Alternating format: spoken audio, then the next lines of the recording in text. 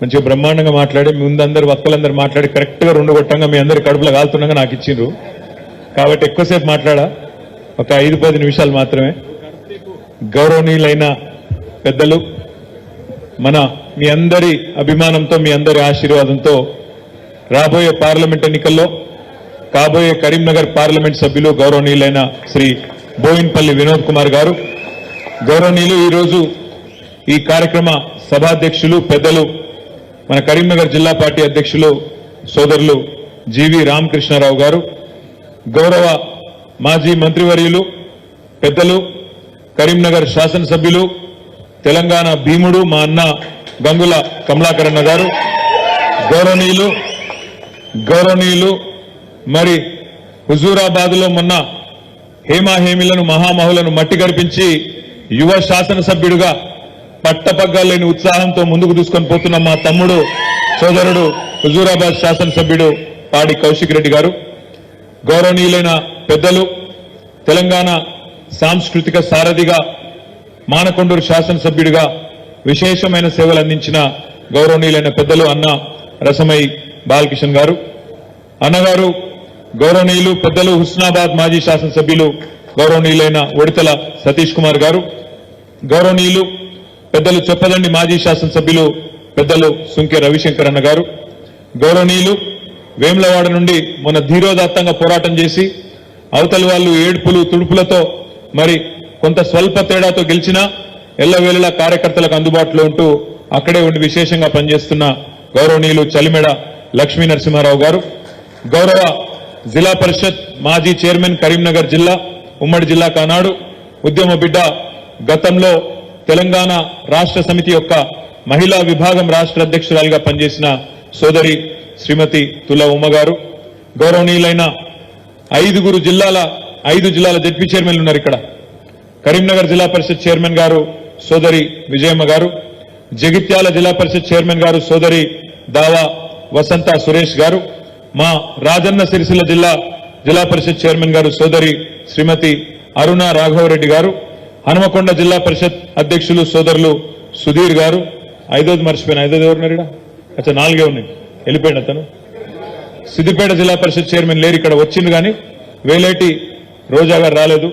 గౌరవనీయులైన పెద్దలు మరి 3 జిల్లా పార్టీల అధ్యక్షులు ఇక్కడ ఉన్నారు, 3 జిల్లా పార్టీల అధ్యక్షులు, కరీంనగర్ జిల్లా పార్టీ అధ్యక్షులు జీవి గారు, రాజన్న సిరిసిల్ల జిల్లా పార్టీ అధ్యక్షులు శ్రీ తోట ఆగయ్య గారు, అదేవిధంగా జగిత్యాల జిల్లా పార్టీ అధ్యక్షులు పెద్దలు కల్వకుంట్ల విద్యాసాగర్ రావు గారు, టెస్కాప్ చైర్మన్ గారు గౌరవనీయులు కొండూరి రవీంద్రరావు గారు, శాసన మండలి మాజీ సభ్యులు పెద్దలు నారదాసు లక్ష్మణ్ రావు గారు, కరీంనగర్ మేయర్ ఎల్లవేళలా మీకు అందుబాటులో ఉండే సోదరులు సునీల్ రావు గారు, డిప్యూటీ మేయర్ గారు గౌరవనీయులు శ్రీమతి మన స్వరూప హరికృష్ణ గారు, చెల్ల హరిశంకర్ గారు, అదేవిధంగా గౌరవనీయులైన మాజీ కార్పొరేషన్ల చైర్మన్లు రవీందర్ సింగ్ గారు, గెల్లు శ్రీనివాస్ యాదవ్ గారు, అనిల్ కుర్మాచలం గారు, బండా శ్రీనివాస్ గారు,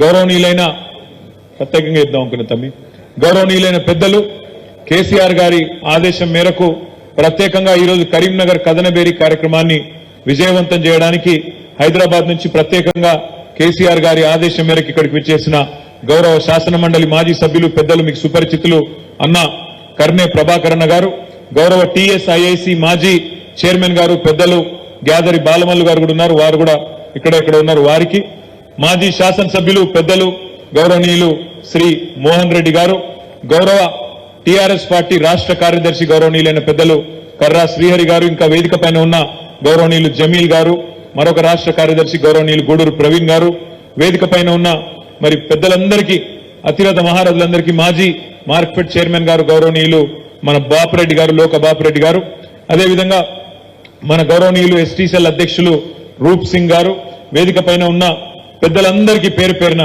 హృదయపూర్వకంగా నమస్కారాలు. వేదిక ముందున్న మా అన్నదమ్ములకు, ఆడబిడ్డలకు, పాత్రికేయ మిత్రులకు అందరికీ హృదయపూర్వకంగా నమస్కారాలు. ముఖ్యంగా ఈ రోజు యొక్క సమావేశం మనం ఏర్పాటు చేసుకునే ఉద్దేశం మీకు తెలుసు.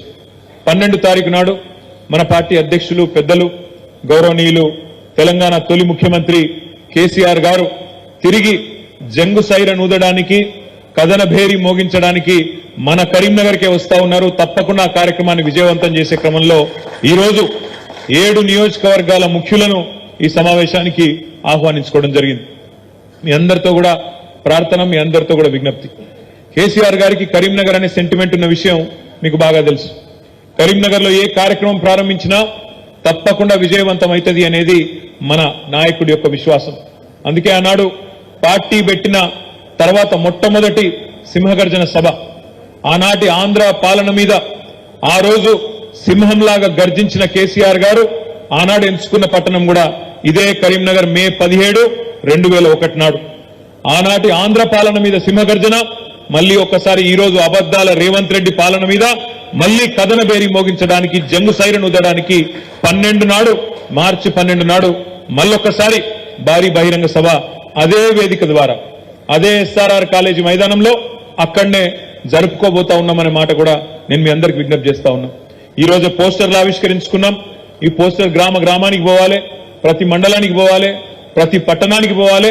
వేలాదిగా ప్రతి నియోజకవర్గం నుండి కూడా తరలి వచ్చి మన నాయకులు, కార్యకర్తలు, మన ముఖ్యమైన మన క్యాడర్ అంతా కూడా వచ్చి కరీంనగర్ లో జరిగే ఈ బహిరంగ సభను బ్రహ్మాండంగా విజయవంతం చేయవలసిన బాధ్యత మన మీద ఉన్నదనే మాట నేను మీకు గుర్తు చేస్తా ఉన్నా. ఇక ఎన్నికల శంఖారావం కరీంనగర్ నుంచే మన పెద్దలు కేసీఆర్ గారు వచ్చి ఇక్కడి నుంచే ప్రారంభించబోతున్నారు.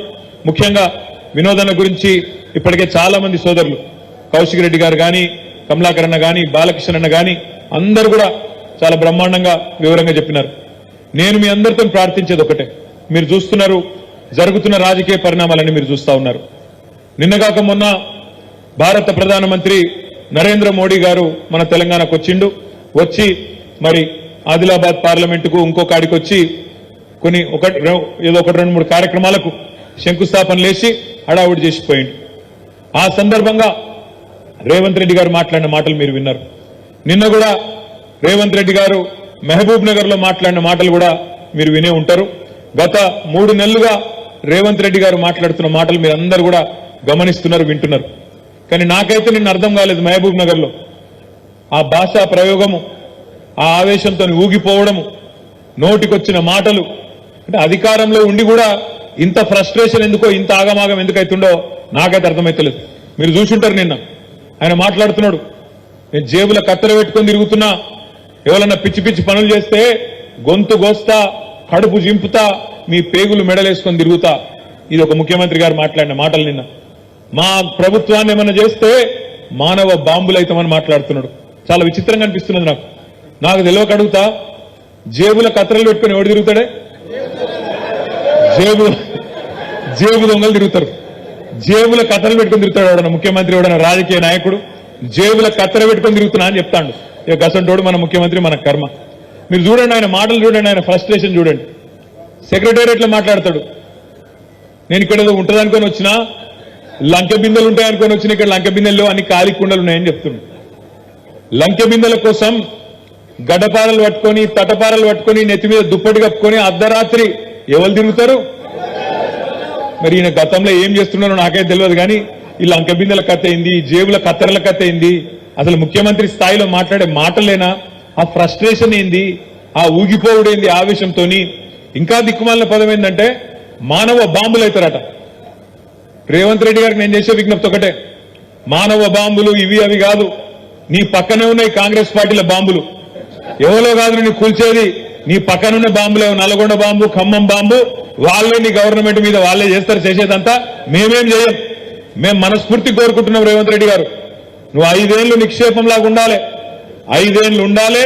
నువ్వు ఇచ్చిన 420 హామీలు అమలు చెయ్యాలనే డిమాండ్ చేస్తున్నాం, చెయ్యాలనే కోరుకుంటున్నాం. ఎందుకంటే ప్రజలకు తెలిసి రావాలి, ప్రజలకు కూడా తెలిసి రావాలి. ఖచ్చితంగా ఎవరు గుర్రమో ఎవరు గాడిదో ప్రజలకు కూడా తెలిసి రావాలి. ఎందుకంటే ప్రజలకు తెలుస్తుంది, వెలుగు చీకటి రెండు చూస్తేనే వెలుగు విలువ తెలుస్తుంది.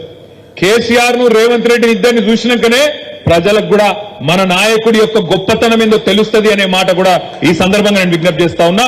అందుకే రేవంత్ రెడ్డి గారు బీపీ పెంచుకొని ఆగమాగం కాకు, నీవు బీపీ గోలేసుకో, మంచిగా సల్లకు కూసో, నీకు మా వైపు నుంచి ఏం ప్రమాదం లేదు. నీకు ప్రమాదం అంటూ ఉన్నదంటే నీ పక్కన కూర్చొని నీ కాంగ్రెస్ లతో ఉన్నది తప్ప మా నుంచి నీకేం బాధ లేదు. నువ్వు 5 ఏళ్లు కొనసాగు, నువ్వు అట్లే ఉండు.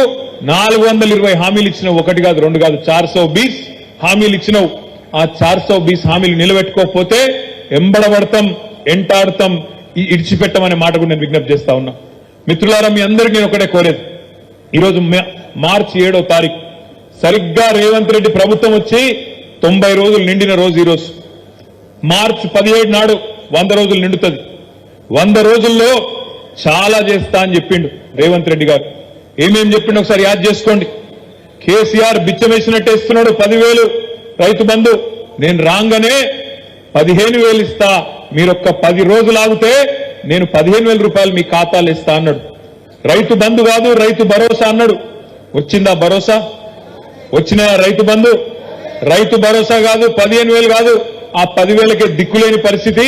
ఇలా రైతులు పాపం కొంతమంది మోసపోయి ఓట్లేసిండ్రు, వాళ్ళు బాధపడుతున్నారు, ఆగమైతున్నారు. అయ్యో అనుకోకుండా వీళ్ళ దొంగ మాటలు నమ్మి, మోసపు మాటలు నమ్మి ఓట్లేసినాం కదా, మరి కేసీఆర్ ఇచ్చే రైతు బంధు కూడా వడకపాయ కదా అని చెప్పి అలా ఒకళ్ళ ముఖాలు ఒకళ్ళు చూసుకుంటా ఉన్నారు.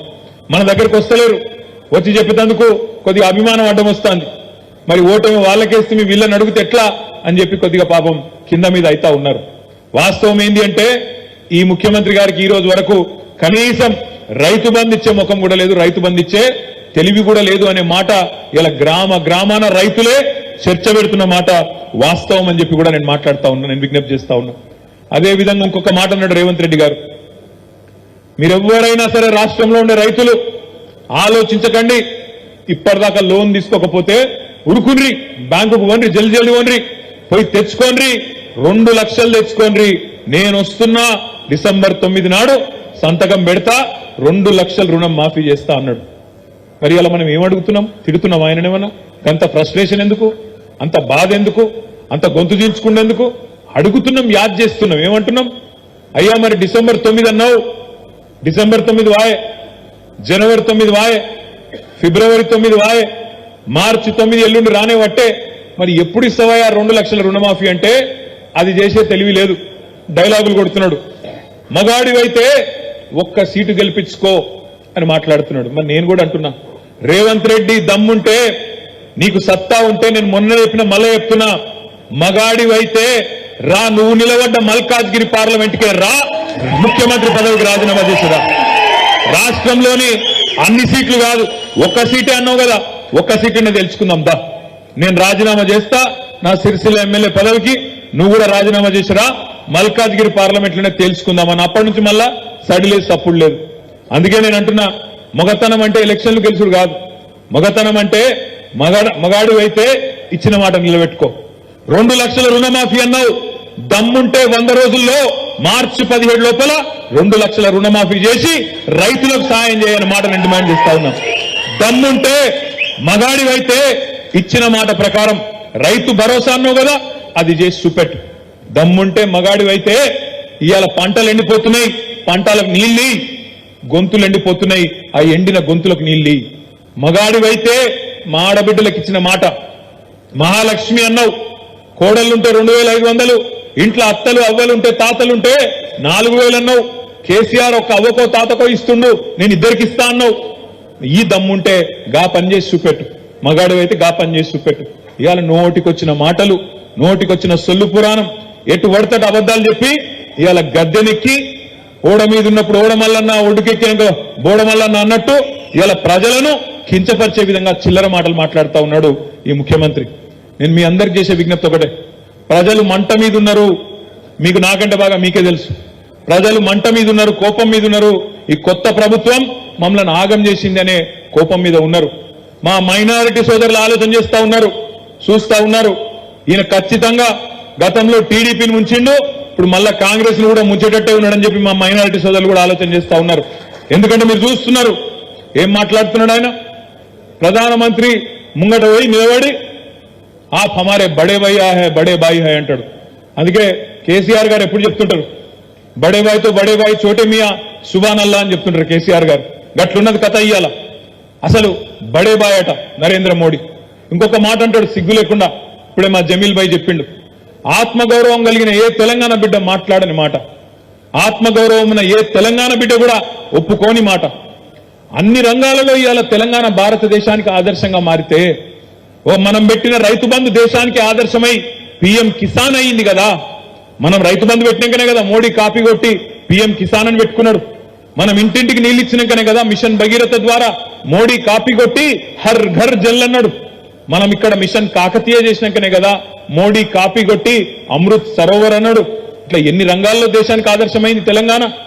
అట్లాంటి తెలంగాణ మోడల్ను కించపరుస్తూ ఏం మాట్లాడతావు నువ్వు? గుజరాత్ మోడల్ చేస్తాం మన రాష్ట్రాన్ని మాట్లాడతావా? ఏంటిది గుజరాత్ మోడల్ అంటే? తెల్లారలేసి హిందువులు ముస్లింలు తన్నుకుడా, లేకపోతే రైళ్లలో పోయేటోళ్ళని కాల్చి చంపుడా? ఏంటిది నీ గుజరాత్ మోడలు? ఏంది నీకు నచ్చిన నీ గుజరాత్ మోడలు? మీ నాయకుడు రాహుల్ గాంధీ ఏమో గుజరాత్ మోడల్ బేకారు మోడల్, అటర్ ఫ్లాప్ మోడల్ అంటాడు. నువ్వేమో ఇక్కడుండి గుజరాత్ మోడల్ గొప్పదంటావు. ఇది మా రాష్ట్రంలో ఉన్న సోదరులందరూ చూస్తలేరు అనుకుంటున్నావా?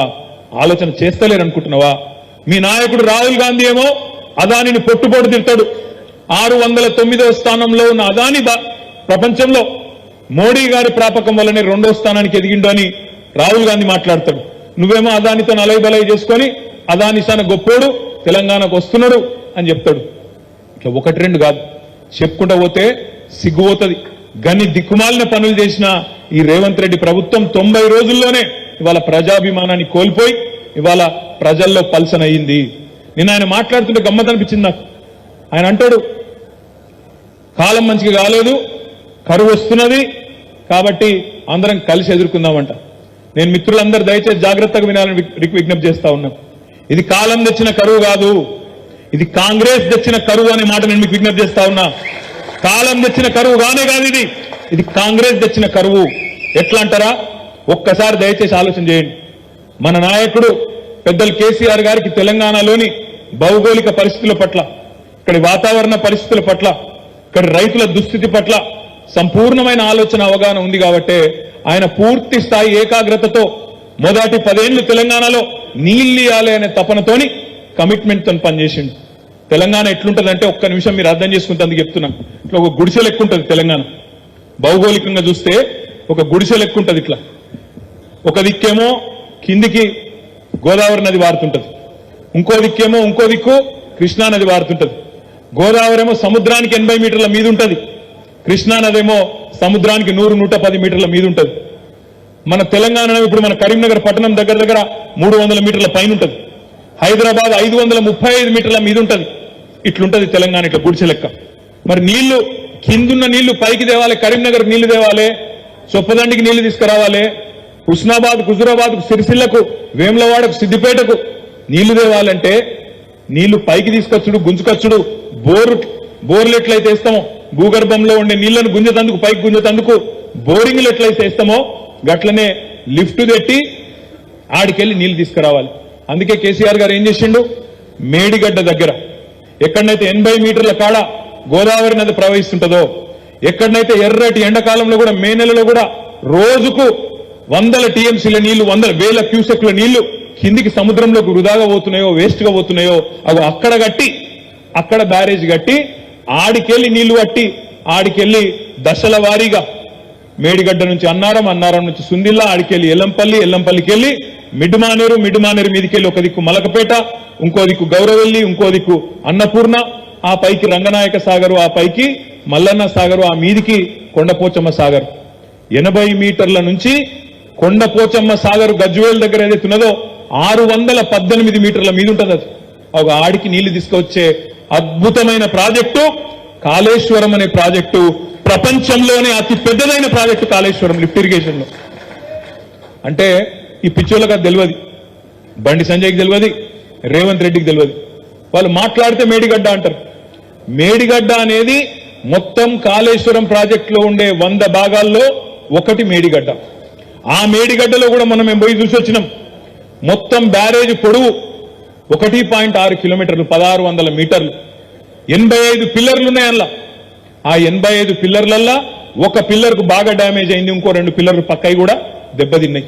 ఒక నిమిషం మీరు దయచేసి జాగ్రత్తగా ఆలోచించండి. 100 భాగాలు ఉండే కాళేశ్వరం ప్రాజెక్టులో ఒక్క భాగం మేడిగడ్డ. ఆ మేడిగడ్డలో కూడా 85 పిల్లర్లుంటే 3 పిల్లర్లు దెబ్బతిన్నాయి అనుకో, దాన్ని రిపేర్ చేయొద్దా? రాగానే ప్రభుత్వం ఏం చేయాలి? సరే తప్పు జరిగింది గతంలో అనుకో, తప్పు చేసిన వాళ్ళ మీద శిక్ష వేయాలి, వెంటనే దాన్ని దిద్దుబాటు చర్యలు తీసుకోవాలి. గతంలో జరగలేదా? కాంగ్రెస్ పరిపాలనలో ఇంజనీరింగ్ ప్రాజెక్టులలో, సాగునీటి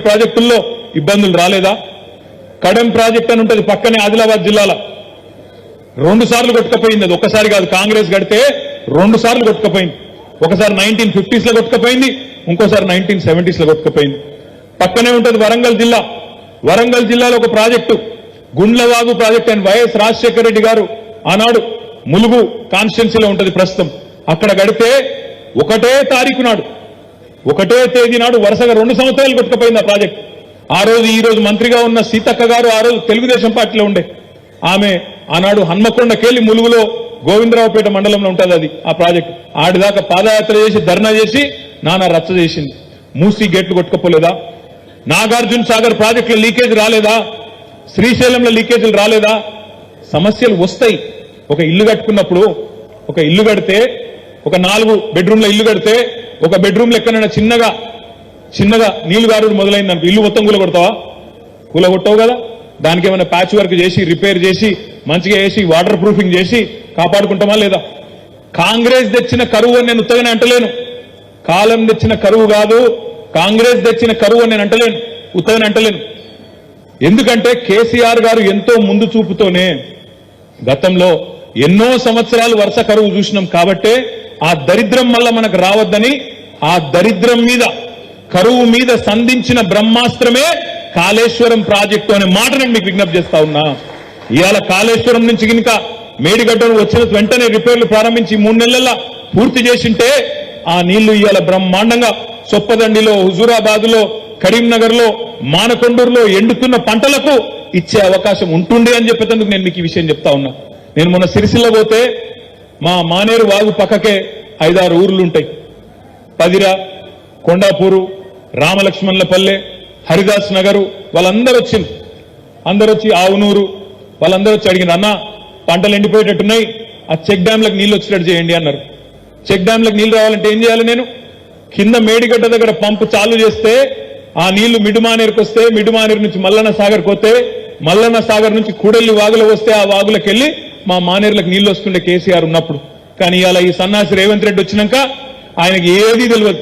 కాళేశ్వరం ఏందో తెలియదు, మేడిగడ్డ ఏందో తెలియదు, మల్లన్న సాగర్ తెలియదు, చెరువులు నింపుడు తెలియదు, వాగులలో నీళ్లు పోసుడు తెలియదు, రైతుల పంటలు కాపాడు అంతకంటే తెలియదు.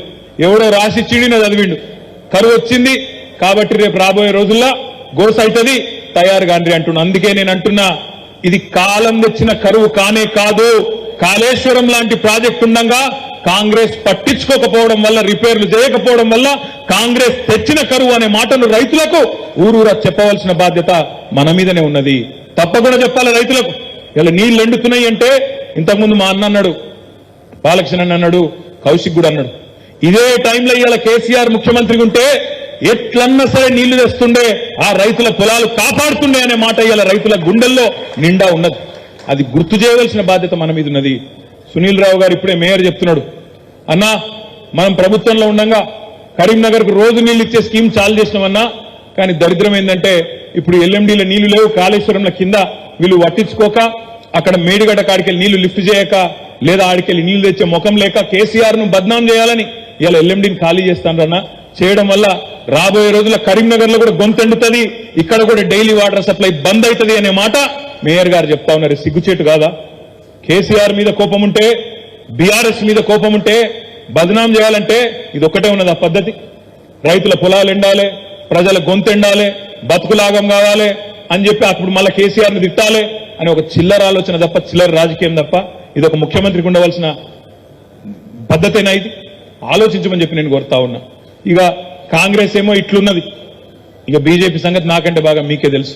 ఇక్కడ ఒక మహానుభావుడు, ఇక్కడ ఒకప్పుడు గొప్ప గొప్పోళ్ళు ప్రాతినిధ్యం వహించిన లోక్సభ ఇది, మంచి మంచోళ్ళు ఇక్కడ నుంచి ఎంపీలు ఉండే, ఒక చొక్కరావు గారు అనే ఒక పెద్ద మనిషి ఉండే, మంచి పేరు సంపాదించుకున్న పెద్ద మనిషి, కేసీఆర్ గారు ఉండే, బద్దం ఎల్లారెడ్డి గారు ఉండే, అట్లాంటి మహానుభావులు ఇక్కడ నుంచి ప్రాతినిధ్యం వహించిన ఈ కరీంనగర్ లో ఇవాళ ఒక ఆయన వచ్చిండు, ఆయన చూసిన ప్రతిసారి దండం పెట్టబుద్ధి అవుతుంది నాకైతే.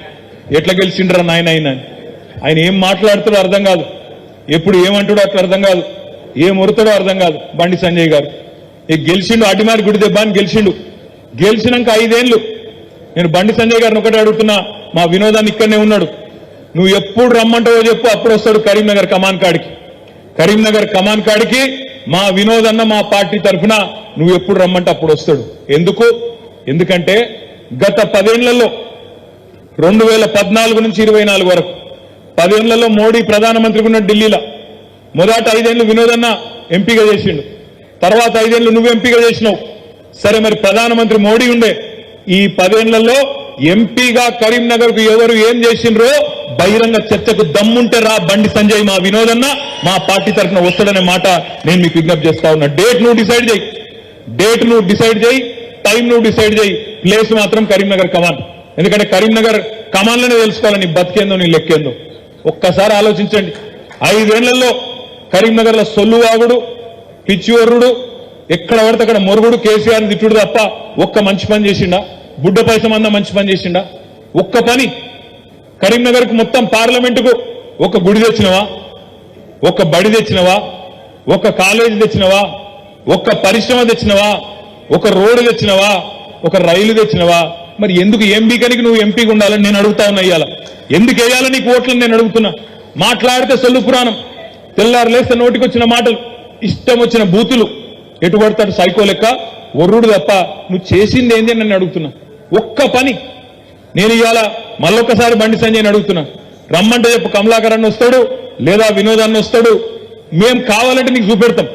10 ఏళ్లలో టీఆర్ఎస్ ప్రభుత్వం, బీఆర్ఎస్ ప్రభుత్వం ఏం చేసింది అభివృద్ధి, ఎక్కడెక్కడ ఏం కట్టినాం, రోడ్లు ఏం కట్టినాం, బిల్డింగ్లు ఏం కట్టినాం, స్కూళ్ళు ఏం కట్టినాం, మెడికల్ కాలేజీలు ఏం కట్టినాం, ఎక్కడ సస్పెన్షన్ బ్రిడ్జ్లు కట్టినాం, ఎక్కడ రివర్ ఫ్రంట్ కట్టినాం, ఎక్కడ గుడి కట్టినాం, తిరుమల తిరుపతి అద్భుతమైన వెంకటేశ్వర స్వామి ఆలయం కూడా ఎక్కడ కడుతున్నామో మేము తీసుకుపోయి నీకు చూపెడతాం. నువ్వు చేసిన ఒక్క పని చెప్పు. ఈ పని నేను చేసిన అచ్చంగా మోడీని పట్టుకొని తన్లాడి ఒక ఎంపీగా గట్టిగా కష్టపడి ఒక్క పని చేసిన అని చెప్పే ముఖం ఉందా నీకు? ఇవాళ నీకు ఎందుకు ఓటేయాలి, ఏం చూసి ఓటేయాలి?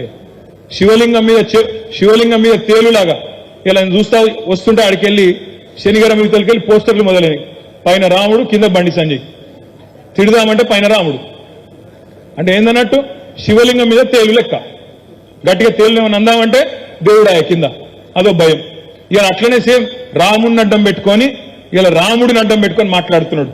ఇంకా నీచమైన మాటలు. సరే, ఆయన మన పార్టీ కాదు, ఇక్కడున్న మంత్రి పొన్నం ప్రభాకర్, కానీ ఏం మాటలు మాట్లాడతారండి బండి సంజయ్? ఇలా మా ఆడబిడ్డలు ఆలోచించాలా. నువ్వు మీ అమ్మకే పుట్టినవని గ్యారంటీ ఉందా అంటాడా? అసలు ఇజ్జత్ ఉందా మాట్లాడేందుకు?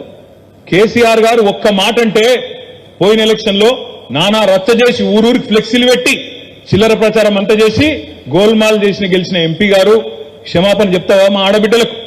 నీ తల్లికి నువ్వు పుట్టినవా అని అడిగేటోడు మన ఎంపీగా ఉండడు అవసరమా? నీ తల్లికి నువ్వు పుట్టినవా అని చెప్పి ఇవాళ ఒక మాట, చిల్లర మాట మాట్లాడేటోడు ఒక చిల్లరగాడు ఇవాళ మన ఎంపీకి పనికొస్తాడా? ఆలోచించండి. ఇట్లాంటి చిల్లర మాటలు, ఇట్లాంటి చిల్లర వ్యాఖ్యానాలు, రాజకీయ ప్రత్యర్థుల మీద నోరు వారేసుకోవడాలు, ఇదేనా నీకు తెలిసిన నీతి? ఏం బీకినావు కరీంనగర్కి 5 ఏళ్లలో? కరీంనగర్ పార్లమెంట్కి నువ్వు చేసే పనేంది? సిరిసిల్లలో ఉండే నేతన్నలకు ఒక పని చేసినవా? జమ్మికుంటలో ఉండే నేత కార్మికుల కోసం ఒక పని చేసినవా? కరీంనగర్ పార్లమెంట్ పరిధిలో ఉండే రైతులకు ఒక పని చేసినవా? ఏం పని చేసినావు నువ్వు? ఒక్క పని ఏ వర్గానికి చేసినావు? గిరిజనులకు చేసినవా? దళితులకు చేసినవా? మహిళలకు చేసినవా? ఏమీ లేదు. ఆఖరికి నీకు ఇచ్చిన ఎంపీ నిధులు కూడా ఖర్చు పెట్టే చేత కాదు. నువ్వు ఎంపీకి ఎందుకు ఉండాలని నేను అడుగుతా ఉన్నా. ఆయన అంటాడు, నేను మొన్న గిట్లే మాట్లాడితే లాస్ట్ టైం కరీంనగర్కి వచ్చినప్పుడు దేశం కోసం ధర్మం కోసం పనిచేస్తున్నా అంటాడు. మరి ధర్మం కోసం పనిచేస్తున్నావు అయితే మఠం పెట్టుకో, ఎవడొద్దనండి నిన్ను? మంచిగా మఠం పెట్టుకో, మంచిగా మొత్తం కాషాయం వేసుకో, బ్రహ్మాండంగా తిరిగి. ఎంతోమంది స్వామీజీలు పెద్ద పెద్ద వాళ్ళు ఎంతో మంది పనిచేస్తున్నారు సర్వం మొత్తం పరిత్యజించి. అట్లా అదంతద్దట. ఇటు ఎంపీ పదవి కావాలి, అధికారం కావాలి, బ్రహ్మాండంగా అధికారం ద్వారా వచ్చే లాభాలు కావాలి, కానీ ధర్మం కోసం పనిచేస్తున్నాను పోజులు కొట్టాలి. ప్రజల కోసం మాత్రం కరీంనగర్ కోసం పని చేయవద్దు. అందుకే తమ్ముళ్లను, అన్నలను, అక్కలను, చెల్లెలను అడిగేది, ఇవాళ మన కోసం గర్జించే గొంతు, మన కోసం అద్భుతంగా రేపు పార్లమెంట్ లో కరీంనగర్ వాణిని వినిపించే గొంతు మన వినోదన్న గెలవాలంటే తప్పకుండా మనందరం కూడా గట్టిగా పనిచేయాల్సిన అవసరం ఉంది. మా తమ్ముడు కౌశిక్ రెడ్డి ఒక గొప్ప మాట చెప్పిండు. మీరందరూ కూడా మీరందరినీ ప్రార్థిస్తా ఉన్నాం. నాకు తెలుసు ఈ సంవత్సరం మొత్తం ఎలక్షన్లే. పార్లమెంట్ అయిపోగానే పంచాయతీ ఎన్నికలు అయిపోగానే ఎంపీటీసీలు, జెడ్పీటీసీలు, కౌన్సిలర్ ఎన్నికలు. మీ అందరికీ నేను ఒకటే మాట ఇస్తా ఉన్నా, పార్టీ యొక్క వర్కింగ్ ప్రెసిడెంట్ గా మిమ్మల్ని అందరినీ గెలిపించుకునే బాధ్యత తప్పకుండా మేము తీసుకుంటాం. మీ వేదిక మీద కూర్చున్న వాళ్ళం మేము ఊరూరు తిరుగుతాం. ఈ రోజు మీరెట్లయితే కాలికి బల్పం కట్టుకొని తిరుగుతారో రేపు మీకోసం అంతకంటే ఎక్కువ పనిచేసే బాధ్యత ప్రతిపక్షంలో ఉన్నా తప్పకుండా మిమ్మల్ని గెలిపించేందుకు ఊరూరు తిరిగే బాధ్యత నేను తీసుకుంటా అని చెప్పి నేను మీకు మాటిస్తా ఉన్నా. దయచేసి నేను మిమ్మల్ని కోరుతా ఉన్నా, ఈ ఎలక్షన్ కొట్లాడేది మనం వినోదన్న కోసం కాదు. 4 అసెంబ్లీలలో ఇవాళ మన ఎమ్మెల్యేలు లేరు. అక్కడ ఎమ్మెల్యేలాగా పనిచేయాలంటే, అక్కడ మీకు కష్టంలో సుఖంలో అన్నిటికీ అండగా ఉండాలంటే మన వినోదన్న పూర్తి బాధ్యత తీసుకొని మీకు అండగా ఉంటాడనే మాట కూడా నేను మీకు విజ్ఞప్తి చేస్తున్నా. ఇంకొక మాట కూడా నేను మీకు విజ్ఞప్తి చేస్తా ఉన్నా. ఇవాళ కొంతమంది అక్కడనో ఇక్కడనో కాంగ్రెస్ గురించి మాట్లాడేటోళ్ళుంటే వాళ్ళకు కూడా చెప్పండి. నిన్న రేవంత్ రెడ్డి, ముఖ్యమంత్రి రేవంత్ రెడ్డి ప్రధానమంత్రి ముంగటిని ఒక మాట అన్నాడు, మీరు ఇన్నింటారు. ఏమన్నాడు రేవంత్ రెడ్డి? బడే బాయ్, మీ ఆశీస్సులు భవిష్యత్తులో కూడా రాబోయే రోజుల్లో కూడా మాకు ఉండాలి అన్నాడు. అంటే ఏందన్నట్టు? 10 రోజుల్లో ఎలక్షన్ పెట్టుకొని నీ ఆశీస్సులు నాకు ఉండాలి అని అంటున్నట్టు ఏందన్నట్టు? మా రాహుల్ గాంధీ బేకార్గాడు, సన్నాసి, వాడు గెలిచేది లేదు, పీకేది లేదు, కాంగ్రెస్ అనేది వచ్చేది లేదు, సచ్చేది లేదు, మళ్ళా నువ్వే ఉంటావని చెప్తాడు.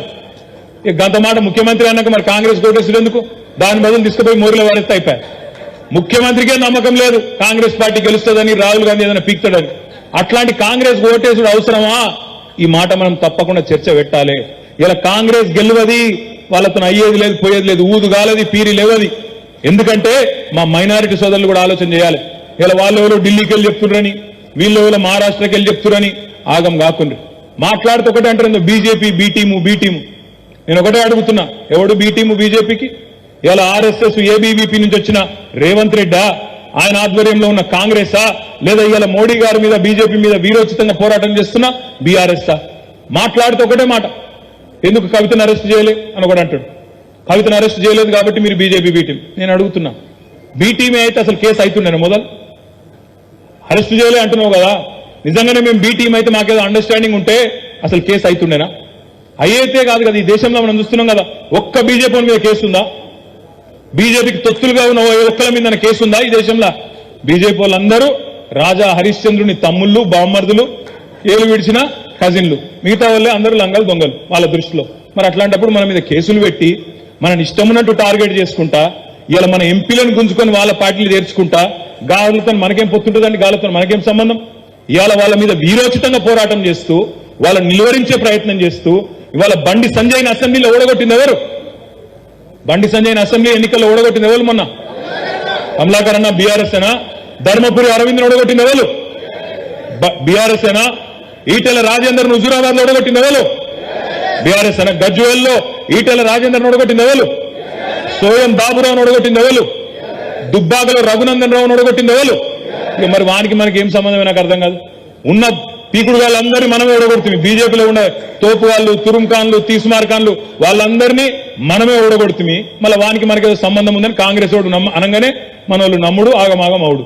నేను అందుకే మిమ్మల్ని అనేది, కొద్దిగా ఆలోచనతో పోటైంది. రేపు ఇక్కడ బీజేపీని నిలువరించాలంటే, బండి సంజయ్ని ఓడించాలంటే కరీంనగర్ పార్లమెంటులో ఒక్క ఓటు కాంగ్రెస్ కేసినా ఆ లాభం అంతా జరిగేది బండి సంజయ్కి, బీజేపీకి అనే మాట మా మైనారిటీ సోదరులు కూడా గుర్తుపెట్టుకోవాలని చెప్పి నేను కోరుతా ఉన్నా. పొరపాటున కాంగ్రెస్ కి ఇక్కడ ఓటేస్తే మీరు గుర్తుపెట్టుకోండి, కాంగ్రెస్ ఈరోజు రేవంత్ రెడ్డి కాంగ్రెస్, ఇది మామూలు కాంగ్రెస్ కాదు, రేవంత్ రెడ్డి కాంగ్రెస్.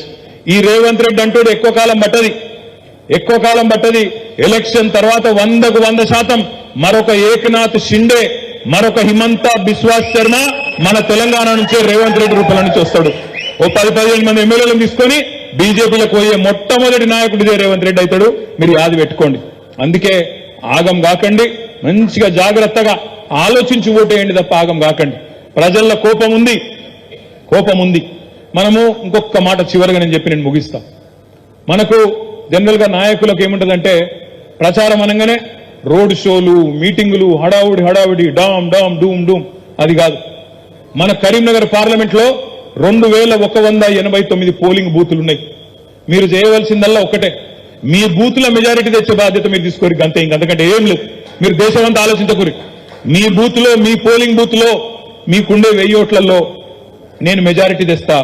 నా జిమ్మెదారి గదే, గంతమందమే. నాకు పక్క మండలం ఏమైతాంది, గంగుల కమలాకర్ ఏమైతాండు, రసమై బాలకృష్ణ ఏమైతాండు, నాకు అనవసరం. నా సిరిసిల్ల కాడికి నేను మాటిస్తా ఉన్నా, తప్పకుండా మేమందరం, మా సిరిసిల్ల నాయకులందరం కష్టపడతాం.